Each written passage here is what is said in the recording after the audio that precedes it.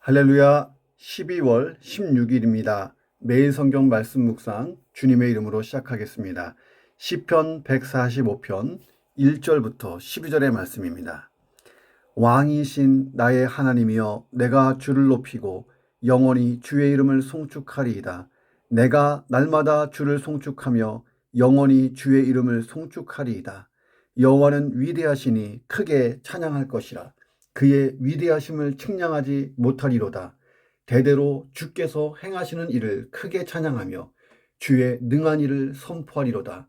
주의 존귀하고 영화로우신 위엄과 주의 기이한 일들을 나는 작은 소리로 읊조리이다.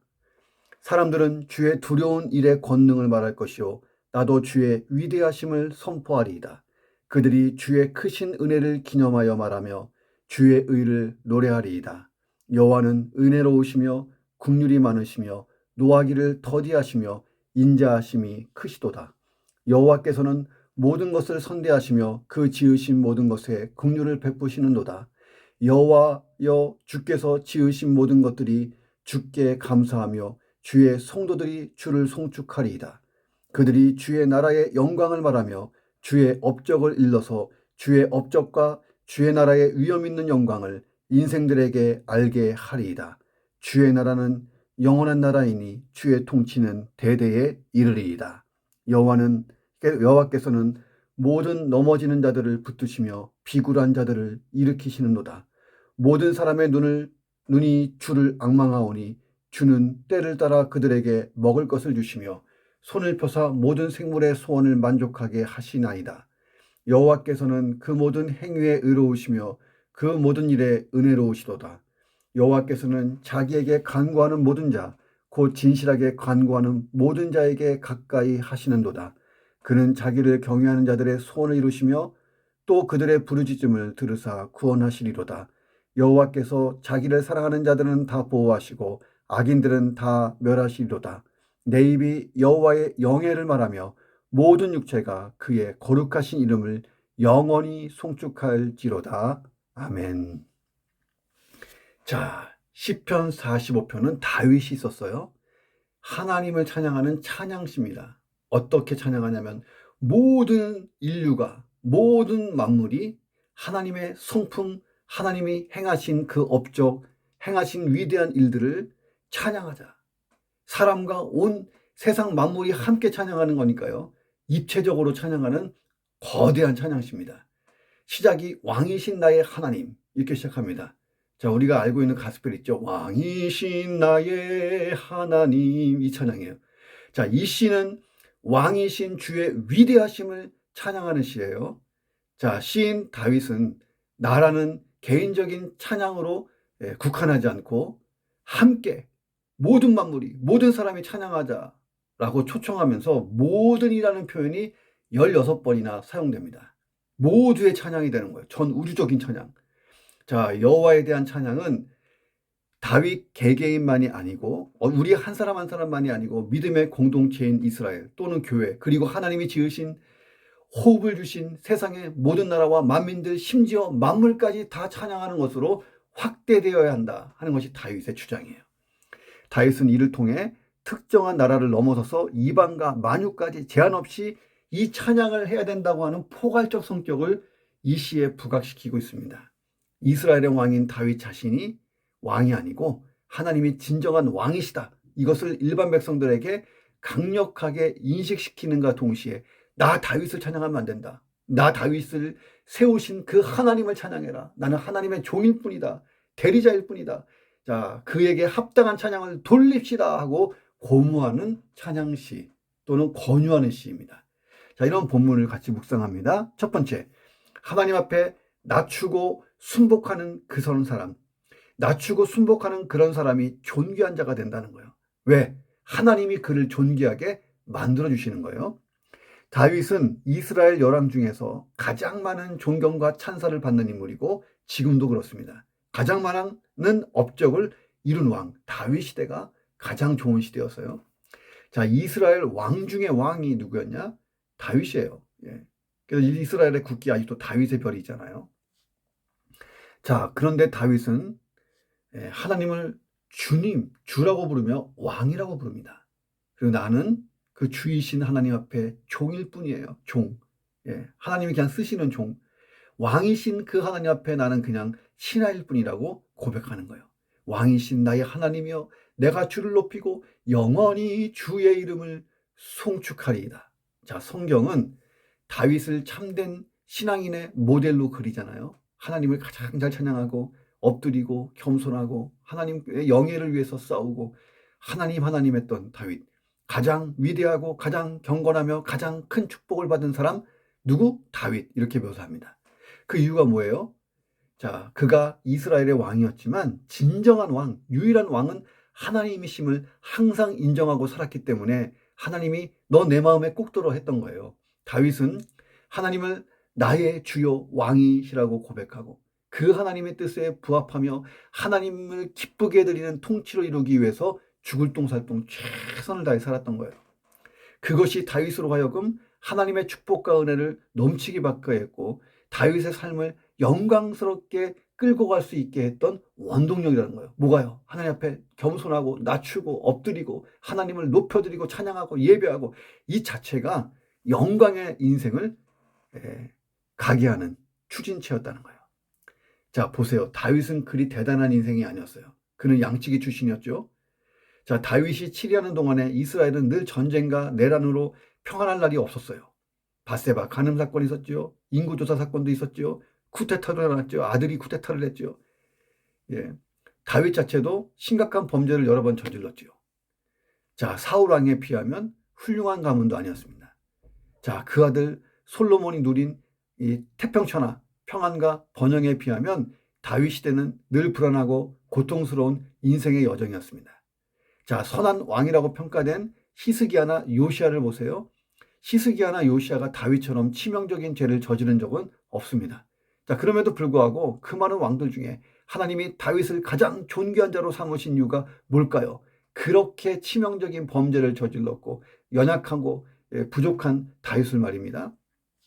그것은 다윗이 하나님 앞에 늘 낮추고 순복하는 삶의 태도를 가졌기 때문이에요. 하나님은 그 태도를 보시는 거예요. 마음의 중심을 보시고 오늘날 우리가 어떤 인생을 살아야 되는지 여기에 답이 있어요. 다윗, 하나님 앞에 낮추고 순복하고 겸손히 하나님을 높이고 하나님의 은혜 속에 강하고 다윗은 하나님을 인격적으로 체험한 자죠. 하나님을 정말 깊이 만나고 나니까 찬양하지 않을 수가 없는 거예요. 일평생 찬양하는 왕이 다윗이었어요. 2절에 보니까 다윗은 내가 날마다 주를 송축하며 영원히 주의 이름을 송축합니다. 자, 주의 이름을 송축한다는 것은요, 다윗이 주의 이름의 의미를 안다는 거예요. 주의 이름이라는 것은 하나님의 모든 속성, 하나님의 모든 행하신 일들 이런 게 다 담겨 있는 게 이름이잖아요. 다윗이 하나님을 인격적으로 알았다는 거예요. 하나님을 당신이라고 부를 수 있는, 주라고 부를 수 있는 그런 깊은 관계 속에 살았다는 거예요. 자, 하나님의 거룩한 성품, 하나님의 거룩한 인격과 사역을 경험했고 그걸 닮으려고 하면서 살았다는 거예요. 하나님의 거룩한 이름에 함축된 하나님의 영광스러운 복되심, 은혜로우심, 인자하심을 다윗이 체험하고 나니까 하나님을 찬양하지 않을 수가 없는 거예요. 눈만 뜨면 찬양하는 거예요. 3절에 여호와는 위대하시니 크게 찬양할 것입니다. 그의 위대하심을 측량하지 못할 것입니다. 라고 고백하면서 자기의 경험을 하나님께 또 백성들에게 전파하는 것입니다. 오늘 내 삶이 하나님께 존귀한 자로 인정받으려면요, 다윗처럼 살면 되는 거예요. 어떻게? 엎드리고 겸손하고 하나님을 높여드리고 찬양하고 예배하고 하나님의 그 성품, 하나님의 그 업적, 행하신 일들을 기억하고 닮으려고 하고, 자, 그 하나님의 이름을 경험하고 그 이름을 찬양하고 높여드리고 다윗처럼 찬양하는 인생, 엎드리는 인생, 겸손한 인생. 그래서 진짜 하나님이 존귀한 자로 삼으시는 저와 여러분이 되시기를 주의 이름으로 축원합니다. 두 번째, 은혜를 받은 자면 은혜를 전하는 자도 되어야 한다는 거예요. 4절부터 7절에 보니까 다윗은 자신이 체험한 그 은혜, 그 거룩하고 능하신 하나님의 행사를 더 크게 칭송하며 선포할 거라고 다짐하고 있어요. 다시 말하면 다른 사람들까지 하나님의 그 행하심과 성품, 그 능력을 고백하고 찬양하도록 내가 이끌겠다는 거예요.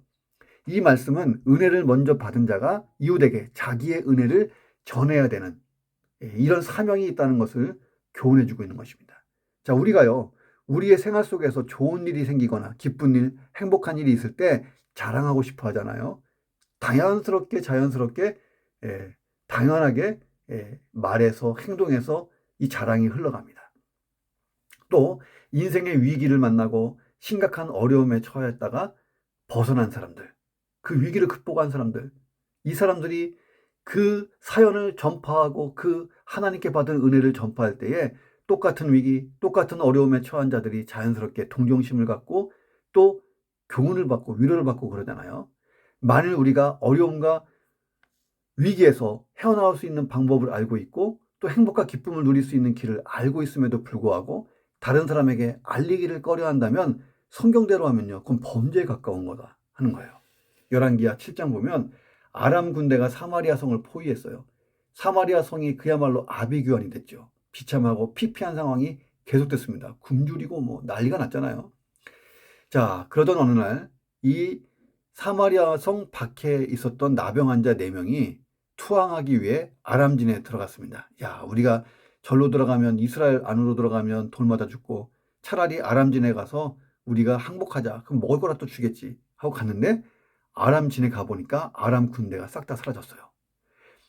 자, 그래서 아람 군대가 남겨놓은 음식들이나 옷 같은 것을 막 취하면서 신났어요. 배불리 먹고. 그러다가 야, 이 복된 소식을 지금 이스라엘 왕에게 전하지 않으면 우리 죽임을 당한다. 화가 임한다 하고 깨닫고 빨리 사마리아 성에 들어가 이 복된 소식을 전합니다. 자, 우리가 하나님의 은혜를 체험했으면 그것을 또한 나누어야 해요. 이것까지가 은혜 받은 자의 사명인 것입니다. 하나님께서 내게 이런 증거를 위해 하나님이 하나님 되심을 경험하게 하신 거예요. 그러니까 내가 받은 은혜를 자랑하는 것은요, 내 자랑이 아니잖아요. 하나님의 영광, 이름, 그분이 행하신 그런 업적, 긍휼과 자비를 높이고 찬양하는 거잖아요. 얼마든지 간증할 수 있고 전파할 수 있어요. 다윗이 경험한 하나님의 모든 역사를 보세요. 다윗은 비슷한 표현들을 반복해서 써요. 4절에 보니까 의로운 행사, 주의 능하신 일, 5절에 주의 기이한 일들, 6절에 주의 두려운 일의 권능, 7절에 주의 크신 은혜를 기념하는 것 등등을 막 쓰면서 내가 경험한 하나님의 큰 역사가 너무 감동적이어서 막 이런 표현들이 막 쏟아지는 거예요. 하나님의 행하신 일, 하나님이 이루신 업적, 하나님의 권능, 또 그에 따라서 일어난 놀라운 역사들, 이런 것들을 이렇게 다양한 표현들로 쏟아냅니다. 다윗은 묵상하고 말하고 선포하고 노래할 것이라고, 죽을 때까지 내 입만 열면 할 거라고 합니다. 찬양하며 선포하리라, 읊조릴 것이다, 말할 것이요, 기념하여 말할 것이요, 노래하리라. 예. 이 짧은 구절 속에 얼마나 많이 들어있어요. 자기의 강렬한 의지를 표명해요. 또 다윗이 경험한 하나님의 위대하심, 하나님의 의, 하나님의 권능, 하나님의 은혜를 내가 전파할 것이다. 다윗은 8절 9절에서 하나님의 자비와 긍휼은 너무도 섬세하여 다 세지도 못하고 측량하지 못한다라고 고백해요. 여호와는 의로우시며 긍휼이 많으시며 노하기를 더디하시며 인자하심이 크십니다. 여호와께서는 모든 것을 선대하시며 그 지으신 모든 것에 긍휼을 베푸십니다. 하나님의 은혜와 자비, 인자하심이 너무나 충족하여 세상 어떤 것도 어떤 존재에 대해서도 세세하게 그 영향력이 다 발휘된다는 거예요. 크고 작은 동식물도 하나님의 은혜 속에 자비 속에 있고 날아가는 새들, 이름조차 없는 들풀들에 대해서도 하나님이 은혜와 자비와 인자를 더하신다는 거예요. 예수님 말씀하셨잖아요. 공중의 새와 들의 백합화를 봐라. 하나님이 그렇게 섬세하게 돌보신다고 교훈하셨어요. 하물며 다윗, 하물며 저와 여러분이겠습니까? 다윗이 노래해요. 여호와여, 주께서 지으신 모든 것들이 주께 감사하며 주의 성도들이 주를 송축할 것입니다. 그들이 주의 나라의 영광을 말하며 주의 업적을 일러서 주의 업적과 주의 나라의 위엄 있는 영광을 인생들에게 알게 할 것입니다. 라고 말하면서 은혜 받은 자는 은혜를 전하는 사명이 있다. 사명자가 되어야 된다. 나는 사명자가 될 것이다. 다짐하는 것이에요. 자, 오늘 우리도 잠잠하지 않아야 돼요. 내가 받은 은혜를 전파해야 됩니다. 내가 경험한 하나님의 역사, 하나님의 성품을 전해야 됩니다. 근데 나는 꿀먹은 멍어니처럼 입을 닫고 있어요. 이유는 딱 2개예요. 첫째는 뭐냐면 진짜 은혜를 받았는데 그 은혜가 은혜로 제대로 체험이 안 돼가지고 증거하지 못하는 게으름 또는 어떤 수줍음 또는 어떤 그 헤게모니 때문에 그럴 수 있어요. 자, 근데 또 두 번째 심각한 이유는 뭐냐면 그런 하나님의 은혜를, 자비를, 긍휼을 경험을 해본 적이 별로 없기 때문에 못 전하는 경우도 있습니다. 속된 말로 얘기하면 첫 번째는 에, 에, 속된 말로 싸가지가 없다 그래야 되나요? 예. 은혜를 받았는데 은혜를 은혜로 안 여기는 것. 두 번째는 은혜를 받아 놓은 기억이 없는 것. 예. 여러분 어느 쪽입니까? 정말 은혜를 은혜로 받았다면 전파해야 돼요. 이게 사명자라는 것입니다. 그런 날과 되기를 주의 이름으로 축원합니다. 세 번째, 영원한 하나님 나라의 통치 기반은 무궁, 자비, 긍휼이라. 무궁한 자비와 긍휼이다. 자, 사극을 보면 신하가 왕이나 황제 앞에서 만세, 만세, 만만세 하잖아요. 그 왕의 위엄, 통치, 그리고 자손들이 대대로 이어지기를 염원하는 표현입니다. 자, 그런데 그들의 기원과 달리 대개의 왕조들이 수십 년, 수년 또는 며칠도 못 채우고 반역으로 통치 근간이 허물어지는 것을 역사 가운데 흔히 봅니다. 다윗은 주의 나라는 영원한 나라이니 주의 통치는 대대에 이를 것입니다라고 고백해요. 그래요. 하나님의 통치는 과거도 현재도 미래에도 영원토록 견고하게 온전하게 세워져 있습니다. 다윗은 하나님 나라의 통치 기반은 무궁한 자비와 무궁한 긍휼이다. 넘어지는 자를 붙들어주고 비굴한 자를 일으켜 세우시는 자비와 긍휼, 세상 만물에게 필요한 모든 것을 공급하는 풍성한 은혜, 이것이 하나님 나라의 통치 기반이라는 거예요. 그렇게 하나님이 통치하신다. 이 같은 왕이 세상에 있다고 생각해 보세요. 전능하신 능력을 지녔으나 그 능력을 나를 위해 쓰지 않고 한결같이 그가 다스리는 모든 것을, 모든 사람을 사랑과 긍휼을 보살피는 데에 다 쓰는, 그렇게 다스리는 왕이 있다고 생각해 보겠어요. 해보세요. 누가 그 왕에게 순복하지 않겠냐는 거예요. 이 통치를 거부할 자가 누가 있어요? 서로 사모하며 우리 왕이 최고다 할 거 아니에요? 자, 누가 이 통치를 허물어뜨리기 위해서 틈을 엿보는 나쁜 사람이 있겠어요?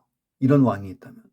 자, 우리는 하나님 나라가 이 땅에 임하기를 기도하고 선포하고 실행하는 일에 쓰임을 받는 사람들입니다.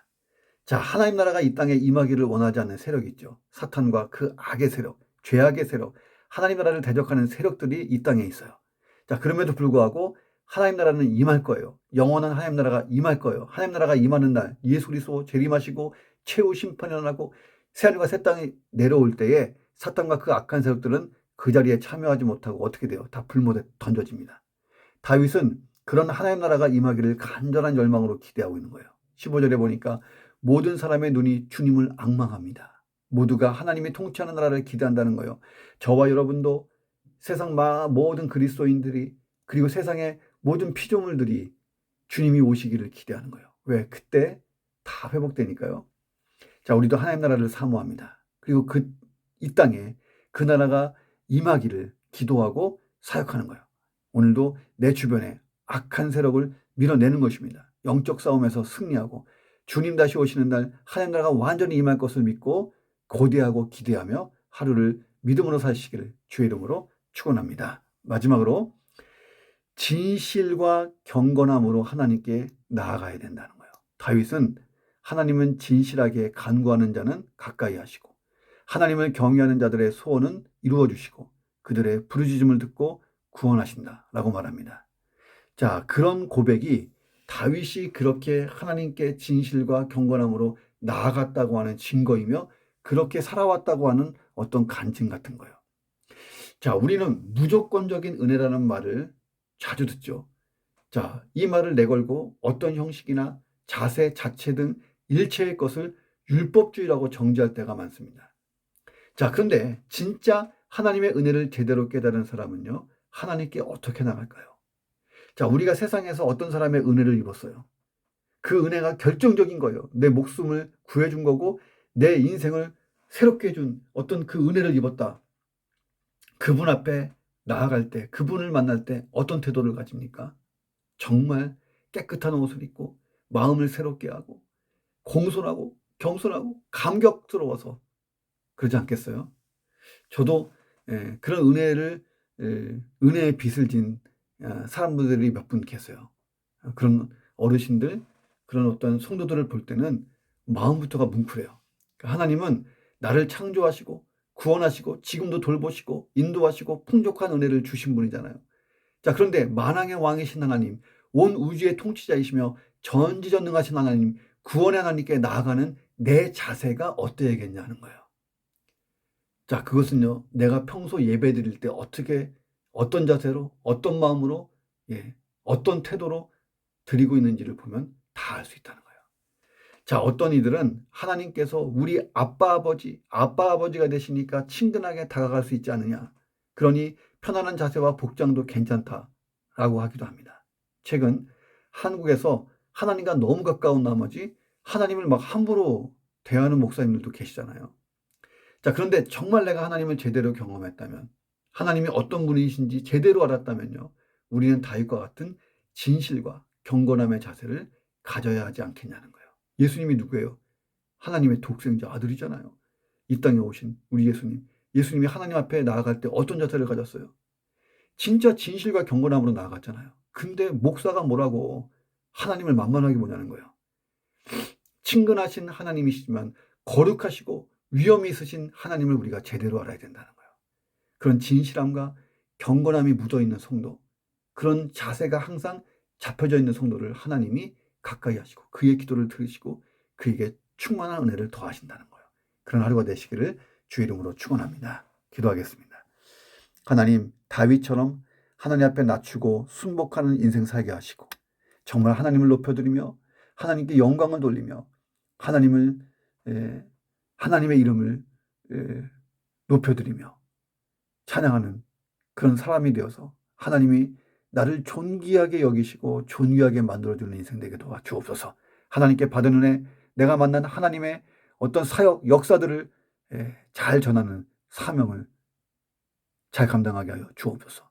하나님의 무궁한 자비와 긍휼을 묵상하고 하나님 나라가 이 땅에 임하기를, 우리 가정에, 우리 교회에, 내가 있는 모든 곳에 임하기를 기도하며 그 나라를 위해 힘쓰고 싸우고 선포하고 확장하는 일에 쓰임받게 하시고 그 나라가 온전히 임하기를 예수 그리스도의 재림과 새하늘과 새 땅을 사모하게 도와 주옵소서.